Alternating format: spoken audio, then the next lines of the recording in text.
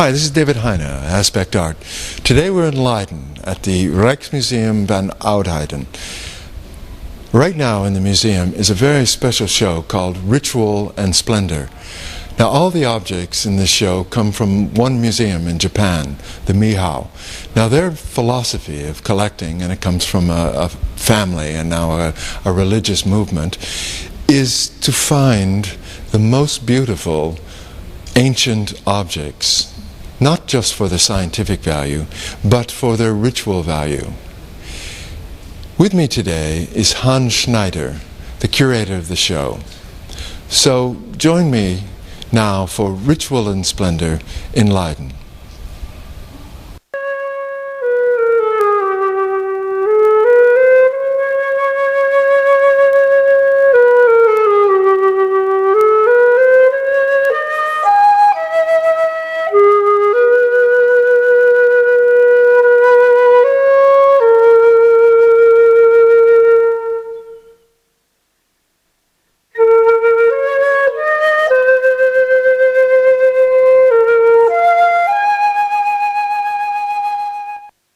Now this marvelous exhibition that you have here comes from a single museum. Could you tell me a little about that museum? Yes, that's the Mihao Museum in Shigaraki, not far from Kyoto, 50 kilometers I think is the distance from Kyoto. It is a museum which has especially built for a very famous collection in Japan, and it was designed by the famous Chinese-American architect I.M. Pei, and the museum is a miracle. I've never seen a thing like this. The situation in the landscape, which is a protected area, is, well, it's breathtaking. I mean, I would recommend everybody to go there, but what we try to do in our exhibition here is to show in the introductory part of the exhibition something about this museum and to create a bit of the atmosphere you have when you walk through the landscape and when you approach the Mihao Museum itself. Now, the collection itself is a very special kind of collection. Could you tell us a little about the organization that collects it and what they collect? The collection was started by Mrs. Mihoko Koyama, who was at the same time, I must say, because she is retired now, the president of the Shinji Shumeikai, which is a spiritual organization, a movement, you could say, which respects creation, nature, the natural environment, that sort of things. It's a very idealistic organization, having nowadays 300,000 members all over the world.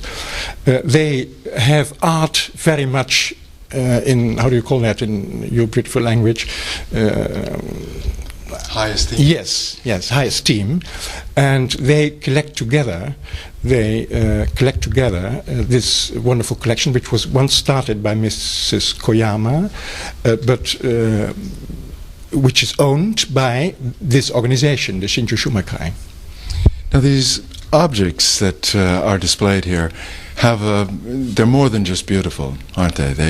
They have some ancient kind of purpose. Yeah, they are the absolute top in their field. I mean, there are pieces from the classical world, Greece and Rome. There are a few pieces from Egypt. And that's the nucleus of the collection here, the exhibition, pieces from the Near East. And that was a fascinating history of the Near East. There are so many cultures apparent in this area, all represented here in the show. I use the word show, which is not a nice word, of course, but what you see here is gold and silver and beautiful things. It's an absolute top in its sort. As I look through the show, I see some objects that are so breathtaking that it's hard to imagine that they've been preserved all these centuries and millenniums. Could you describe a few of the special objects that you have here? The object which is at the same time our logo, which you see on posters and on the cover of our catalogue, is a wonderful Rijksmuseum, a drink horn, in the shape of a lynx with a cock in his mouth. And this is in itself one of the latest pieces in the whole show. The first pieces date from 2500 BC. This piece is the 2nd century BC from Persia. But it's so impressively made that we were all impressed when we saw the first photographs of that. So we put that as a logo on the poster.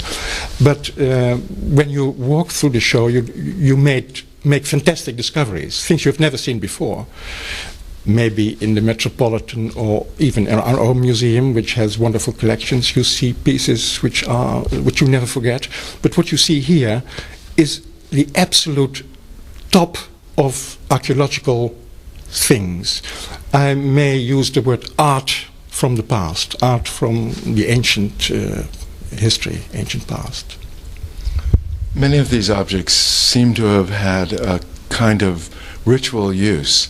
Do you know what that might be in some cases? Yeah, this applies to all pieces which we have from antiquity, of course, because art for art's sake was a 19th century invention, wasn't it? Maybe a bit earlier. The pieces we see here, and we also have in our own collections, are on the whole having a function. They were used, in this case in the exhibition, the pieces were used in the context of temple rituals, and in a funerary context they were buried with the dead in their tombs. So they all have a meaning, and they were intentionally made to serve man in several respects. When I look at the show, I see that there are plaques and there's even an Egyptian figure. What is that for? As I told you, there are 3 sections in the exhibition, a classical one, Egyptian one, and Near Eastern one. The pieces, the Miho Museum, they made a selection. But we fully agreed, because it was a fantastic selection right from the beginning. So they also have chosen the Egyptian pieces they wanted to show in Leiden. And one of the figure pieces is this beautiful, large, almost life-size statue of a man called Nacht. He was a governor in Middle Egypt around 2000 BC. And this statue is one of the best of its kind. There are only 14 or 15 in the world. But this is so well preserved and so impressively made that we are very proud to have it. On each of these there are oftentimes designs of one sort or another. Could you describe, I know that there's one that was, that seems to be Assyrian two kings or something that I was noticing in one of the vessels. What does that represent? Of course, there's a lot to tell about the background of the pieces. What you see here, it's very aesthetically shown in our exhibition, but each piece has, of course, a wonderful background in terms of history and archaeology. I think you are thinking of this lovely piece which is right in the center of the exhibition area, the exhibition place, and that's a beaker, a large vase of silver with gold on it, coming from probably the dinner table of the most important Assyrian king, Assurbanipal, who lived in the 7th century BC. This is a stunning piece, not only when we talk about technological things, how it was made, etc., but also the history which is shown on it. It's radiating the history because it's decorated. There are several friezes incised on it, decorated with the story of the subjugation by an Elamite king, one of these other peoples who lived in the Near East in that era. Subjugation to the Assyrian king, and it's all incised, all these details are incised on the sides of this wonderful beaker. Now, you said that it's divided into a multitude of different areas. What is included in the Greek area? The Greek area, the oldest piece, is dating from the 7th century BC. its griffin head, which was an attachment, an attache as they call it, of a big kettle.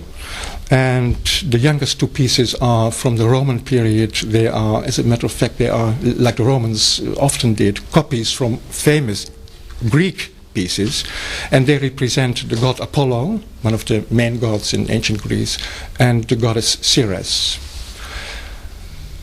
Now, we oftentimes think of Iran in the 20th century as this place with the Ayatollah and sort of maybe some kind of crazy fanatic, but it was an ancient crossroads of a lot of civilizations, wasn't it? Yeah, it was a crossroad of civilizations. Many civilizations came together, especially under the Achaemenid period. That was the time that the first big kings of Persia ruled. They almost reigned over the area which is now the Near East until India, you see. A fascinating, enormous area. And in this large piece of the world, many cultures had flourished, and for the first time these cultures came together under the kings like Darius and Xerxes, etc. And they integrated motifs and ideas from the various cultures which they conquered in the art which was created under the Achaemenids themselves. And that's very interesting indeed, a sort of international culture, you could say, at that time. We often think of ourselves as being in the advancing civilization, but as we look at these objects, they're so extraordinary, the workmanship so timeless. What do you think that we find as ritualistic objects in our modern day that would in any way compare to these objects? Oh, that's a very difficult question, because just the idea of timelessness of this, of these objects is so appealing to us. And take, for instance, this beautiful statuette of the squatting lady. That's really the piece I wanted to have on the cover, but it was already used. It's a stunning piece, and it's as if this woman is still sitting on the market in one of these Far Eastern places. And I think things like that you recognize. You could come across today as well. Hans, could you tell me why should people come out and see this show in Leiden? This is a very important question. It's once in a lifetime this beautiful show is here, so they should come. They will never see these things back. They will go back straight to the Miho Museum as soon as the exhibition is over, because Japanese audience want to see, visitors want to see the pieces where they really belong, in the Miho Museum. So this is your chance. You should come to Leiden now and enjoy the pieces like we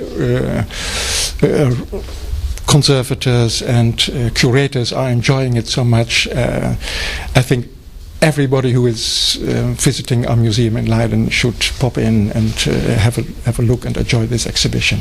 It's once in a lifetime, I repeat it. Hans, thank you very much for talking with us today. Thank you very much.